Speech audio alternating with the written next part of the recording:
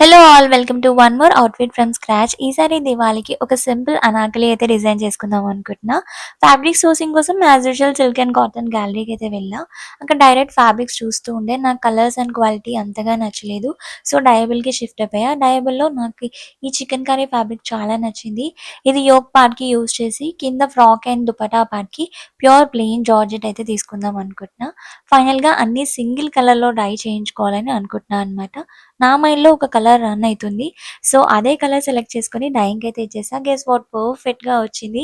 నేను ఏ కలర్ అయితే అనుకుంటున్నానో అదే కలర్ వచ్చిందనమాట. నేను ఏ ఫ్యాబ్రిక్ డయింగ్‌కి ఇచ్చినా ప్రతిసారి ఇదే టెన్షన్. నేను అనుకున్న కలర్ వస్తదా? రాదా? పర్ఫెక్ట్‌గా బ్లెండ్ అవుతదా? లేదా? ఇదే టెన్షన్. కళ్ళతో చూసేవరకి సాటిస్ఫాక్షనే ఉండదు. ఇంకా ఫైనల్లీ చూసిన తర్వాత హమ్మయ్య! అనుకున్నా.